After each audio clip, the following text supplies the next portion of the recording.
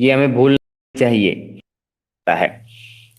यानी जो विश्वास है ये बहुत ही प्राचीन परंपरा रही है हिंदुओं की। हिंदुओं के नैतिक सिद्धांत, हिंदू धर्म जब तक ये पहचान थी उस समय भी हमारे यहाँ पर हिंदू धर्म के नैतिक सिद्धांत मौजूद। शैव परंपरा, वैष्णव परंपरा किसे कहा जाता है? वैष्णव परंपरा एक ऐसी परंपरा है जिसके अंदर विष्णु देवता को सबसे महत्वपूर्ण देवता माना जाता है। दूसरी तरफ शैव परंपरा में शिव को सबसे महत्वपूर्ण परमेश्वर माना जाता है। इन दोनों ही परंपराओं का लगभग लगभग बहुत ज्यादा प्रभाव हमारे भारतीय समाज पर रहा है और इसमें खास किसी एक देवता की पूजा को ज्यादा महत्व दिया जाता है।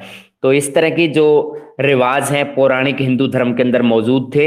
हमें ये बात भी इसमें शामिल करनी होगी पौराणिक हिंदू धर्म के अंदर कि उस समय विष्णु देवता के बहुत से अवतारों का उल्लेख इसमें किया गया है। अवतार का मतलब ये होता है कि जब जब इस पृथ्वी पर विभिन्न प्रकार के पापियों का जब प्रभाव बढ़ा, उन्होंने आम जनता को परेशान करना शुरू किया, लोगों को परेशान करना शुरू किया, तो उनके पाप को नाश करने के लिए, उन पापियों का नाश करने के अंदर अवतार के पापियों से निजात दिलाई है। जैसे श्री कृष्ण, श्री राम और वराह अवतार के रूप में हम देख सकते हैं। इसे एक इसमें भक्ति की परिभाषा बताई गई है कि एक भक्त जो होता है ईश्वर के प्रति प्रेम भावना और समर्पण का भाव रखता है, वह कंटिन्यू अपने देवता के प्रति समर्पित रहता है, उसके चरणों के प्रति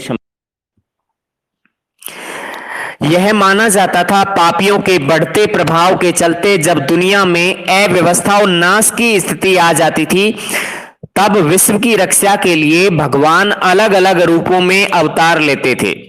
ऐसा माना जाता था उस समय कि जब अव्यवस्था का माहौल बन रहा होता था समाज के अंदर, नाश चारों तरफ नाश दिखाई पड़ रहा था, मानवता का नाश होने को आ रहा था, तो उस समय पर पूरे विश्व की रक्षा के लिए, संसार की रक्षा के लिए भगवान विष्णु ने अलग अलग अवतारों के रूप में यहाँ पर जन्म लिया।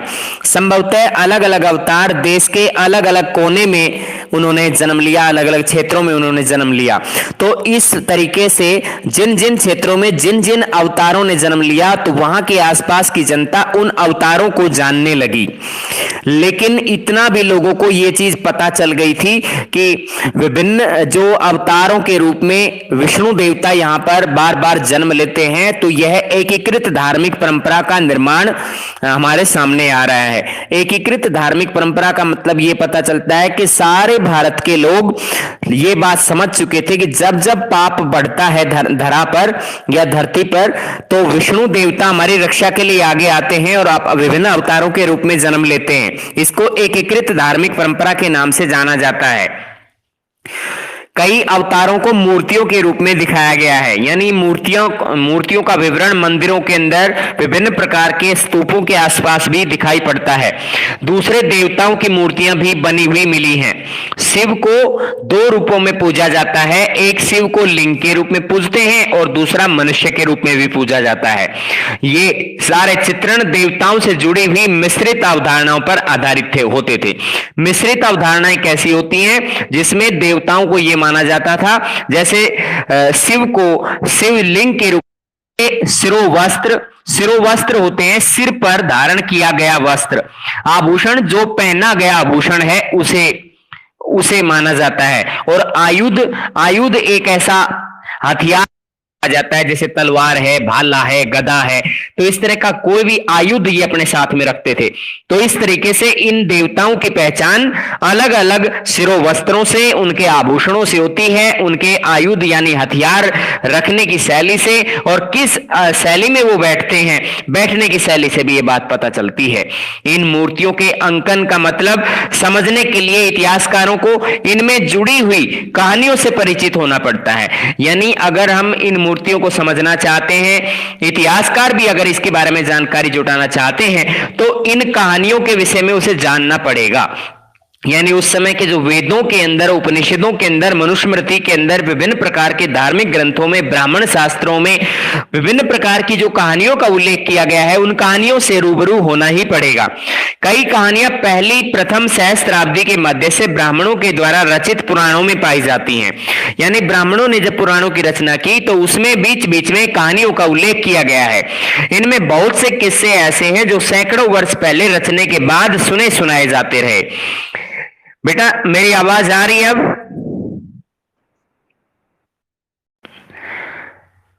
बोलिए।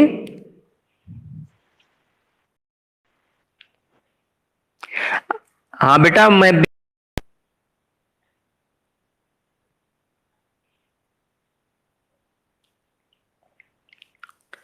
हाँ बेटा।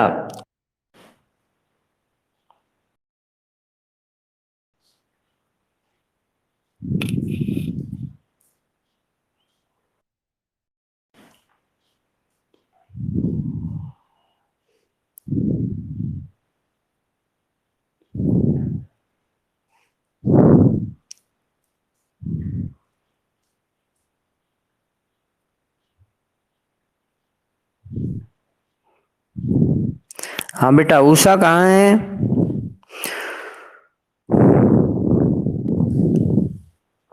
हाँ उषा बेटा, उषा।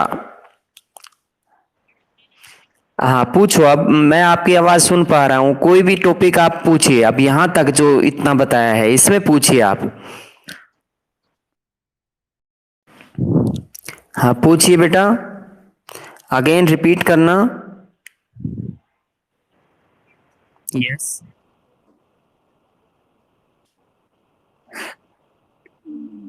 बेटा ऐसा है कि इनकी जो मूर्तियां हैं, शिव की है या भगवान विष्णु देवता की है, ये जो खोज कार्य हुआ है, जैसे हम स्तूपों के विषय में पढ़ते आ रहे हैं, तो स्तूपों की खोज के साथ साथ इनकी खोज हुई है। यानी स्तूपों के अंदर, इनके तोरण द्वारों के आसपास और विभिन्न प्रकार के जो धार्मिक स्थान है उनके आसपास इनको देखा गया है।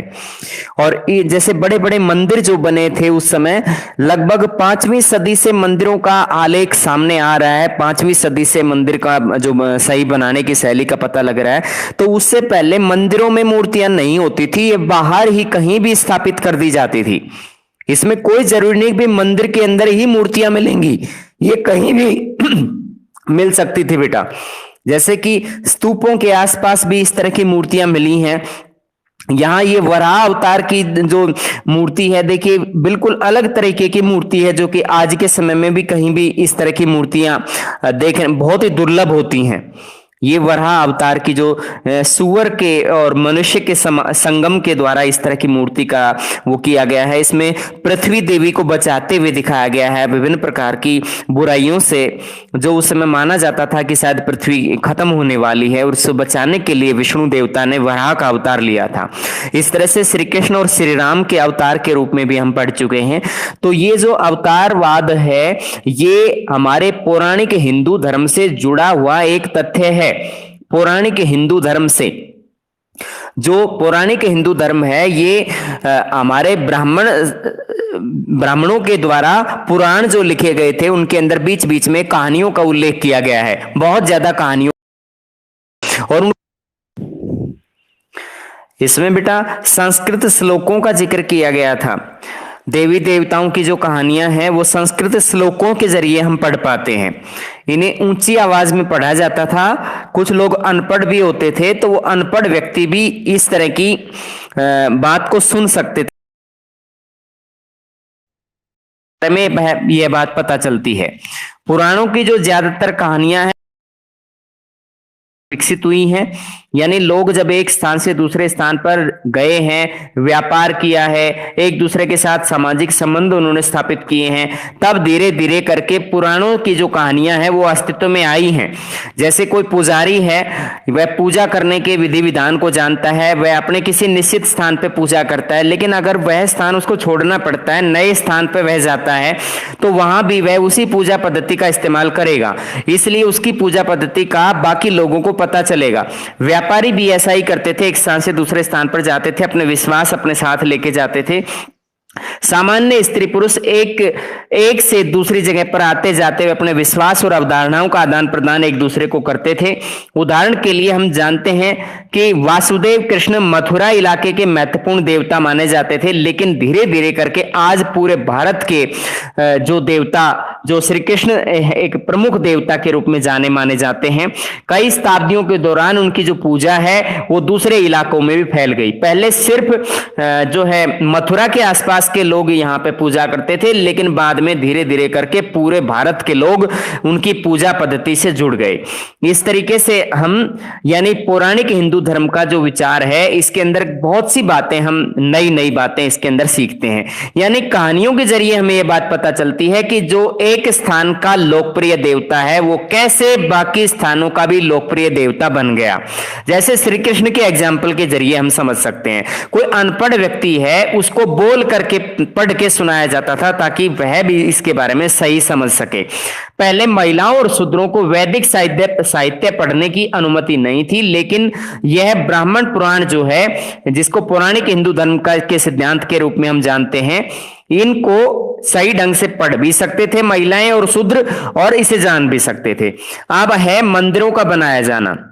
जैसे एक बच्चे ने मेरे से पूछा था कि मंदिरों का बनाया जाना कैसे संभव हुआ होगा, तो ये देखिए, जिस समय सांची जैसी जगहों में स्तूप अपने विकसित रूप में आ गए थे, यानी सांची का जो स्तूप है ये काफी विकसित हो गया था, उसी समय देवी देवताओं की मूर्तियों को रखने के लिए सबसे पहले मंदिर भी बनाए गए। यानी मंदिरों का जो काल है वह इन स्तूपों के साथ साथ ही शुरू होता है। शुरू के मंदिर चौकोर कमरे के रूप में होते थे। चौकोर कमरा कैसा होता है, उसमें कोई सजावट का काम नहीं किया गया था, उसके ऊपर गोल आकार का कोई दर्प या इस तरह का कोई शिखर वगैरह नहीं बनाते थे, जिन्हें गर्भगृह आज के समय में कहा जाता है। तो बेटा उस समय सिर्फ चौकोर कमरे होते थे, इनमें एक दरवाजा होता था जिससे उपासक मूर्ति की पूजा करने के लिए भीतर प्रविष्ट हो सकता था। यहां मूर्ति पूजा का उल्लेख बार बार क्यों आ रहा है, क्योंकि मूर्ति पूजा उस समय होती थी। मूर्ति पूजा हमारे देश के अंदर बहुत लंबे समय से प्रचलित रही है और ये लोकप्रिय भी रही है। तो पहले जो मंदिरों का आकार था वह सामान्य होता था, चौकोर आकार के कमरे होते थे, उसके अंदर शिखर भी नहीं होता था। फिर मंदिर के अंदर एक प्रमुख दरवाजा होता था जिसके जरिए कोई भी भक्त अपने इष्ट देवता की पूजा के लिए अंदर प्रवेश करता था। धीरे धीरे गर्भगृह के ऊपर एक ढांचा बनाया जाने लगा जिसे शिखर कहा गया। शिखर यानी जो गोल आकार का हम एक बनावट देखते हैं मंदिर के अंदर, इसे शिखर कहा जाता है। तो ये सब ये बाद में डेवलप हो पाया है, पहले नहीं हो पाया था। यहाँ एक मंदिर की शैली दिखा रखी है जो उस समय में बहुत समय पहले के 5वीं सदी के मंदिर का उल्लेख यहाँ पे किया गया 106 नंबर पेज पर। ये मंदिर दिख रहा है, आपको ऐसा लग रहा होगा कि बिल्कुल सामान्य सा एक मकान दिखाई पड़ रहा है, इसमें ऐसा कोई शैली का इस्तेमाल यहाँ पे नहीं किया गया है जहाँ पे इस पता चले कि मंदिर है। मंदिर का ये बेटा ये देवगढ़ के अंदर स्थित है, यूपी के अंदर 5वीं सदी का मंदिर है। पहले मंच बनाया गया है, मंच बनाने के बाद सीढ़ियां आप देख रहे हैं, सीढ़ियां बनी हुई हैं और फिर एक सामान्य सा मकान इसके अंदर बना हुआ है। गर्भगृह के प्रवेश द्वार और शिखर के अवशेषों को पहचाने। गर्भगृह का जो प्रवेश द्वार है हमारे सामने ही है और इसका जो शिखर के अवशेष यानी इसके ऊपर जो शिखर का अवशेष है वो कुछ हम देख पा रहे हैं, लेकिन हमें इसमें कहीं से भी ये नहीं लग रहा है कि ये कोई शिखर होगा, ये बिना शिखर के भी हो सकता था। मंदिर की दीवारों पर अक्सर भित्ति चित्र उत्कीर्ण किए जाते थे। भित्ति चित्र होते हैं बेटा कि दीवारों पर विभिन्न प्रकार की कला शैली का इस्तेमाल करते हुए विभिन्न प्रकार के चित्र उकेर दिए जाते थे, खोद करके बनाए जाते थे। बाद के युगों में मंदिरों के स्थापत्य का काफी विकास हुआ। बाद में धीरे धीरे जो डेवलपमेंट हुआ, मंदिरों का विकास और ज्यादा आगे बढ़ा, तो स्थापत्य का विकास ज्यादा होता चला गया। अब मंदिरों के साथ विशाल सभास्थल, ऊंची दीवारें, तोरण भी जुड़ गए। यानी मंदिरों के अंदर क्या क्या चीजें हुई, सभा स्थल को भी जोड़ दिया गया, इसके साथ ऊंची ऊंची दीवारें रखी जाने लगी और तोरण द्वार भी इसके अंदर शामिल किए जाने लगे। पहले तोरण द्वार स्तूपों पर होते थे, लेकिन अब हम देख रहे हैं कि मंदिरों के अंदर भी तोरण द्वार होने लगे। जल आपूर्ति का इंतजाम भी किया जाने लगा कि बाहर से काफी संख्या में लोग आ जाते हैं, तो पानी के पीने की व्यवस्था भी उसमें उचित रूप से हो सके। शुरू शुरू के मंदिरों की एक खास बात यह था कि इनमें से कुछ पहाड़ियों को काट करके खोखला करके कृत्रिम गुफाओं के रूप में बनाए गए थे। यानी शुरू के अंदर मंदिरों को ऐसे ही चट्टानों से नहीं बनाया गया था, यानी इसको एक में उनको बनाया गया था। कृत्रिम गुफाएं कैसी होती हैं? कृत्रिम गुफाएं बनाने की परंपरा बहुत ही पुरानी रही है हमारे देश के अंदर। साउथ इंडिया में महाबलीपुरम के जो मंदिर हैं, इस तरह की गुफाओं को काटने के बाद ही बनाए गए हैं। साउथ इंडिया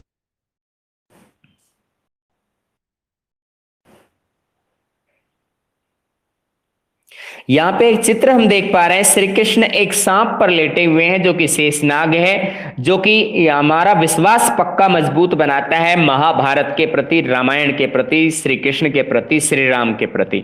शेषनाग पर आराम करते हुए श्री कृष्ण की मूर्ति है। देवगढ़ जो कि यहाँ जो मंदिर है यहीं पर यह मूर्ति मिली है और इसे 5वीं सदी का ये मंदिर जो है इस समय हमारे सामने एक प्रूफ के रूप में मौजूद है। सबसे प्राचीन कृत्रिम गुफाएं ईसा पूर्व 3री सदी में अशोक के आदेश से आजीवक संप्रदाय के संतों के लिए बनाई गई थी। तो सबसे पहले गुफाओं का निर्माण किसने करवाया? अशोक महान के आदेश से सदी के अंदर हुआ है और आजीवक संप्रदाय के संतों के द्वारा संतों के लिए बनाया गया था कि आजीवक संप्रदाय। यह परंपरा अलग अलग चरणों में, यानी जो आजीवक संप्रदाय है, आजीवक परंपरा जो है वह अलग अलग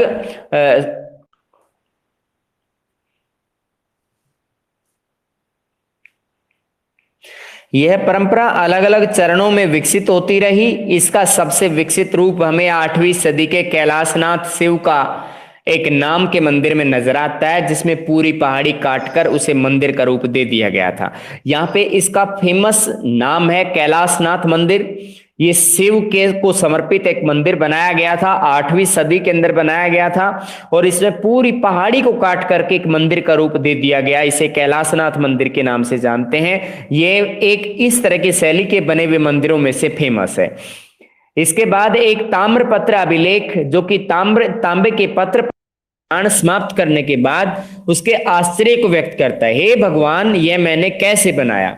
यानी एलोरा की जो गुफा है उसका निर्माण का कार्य पूरा करने के बाद जो उसको बनाने वाला मिस्त्री था उसको हैरानी हुई अपने हाथों पर कि मैंने ये सब कैसे बनाया, और उसको ऐसा आश्चर्य व्यक्त करते हुए दिखाया गया है।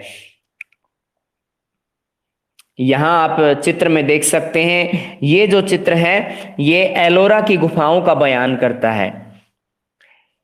इनके अंदर हम देख सकते हैं कैलाशनाथ मंदिर, एलोरा, महाराष्ट्र। यह सारा ढांचा एक चट्टान को काट करके तैयार किया गया है और ऊपर जो है ये बराबर की गुफाएं हैं जो कि बिहार में स्थित हैं। बिहार की गुफाएं लगभग 3री सदी ईस्वी पूर्व सब तैयार हुआ था। अशोक महान के आदेशों से इस तरह की गुफाएं बनी थी। बराबर गुफाएं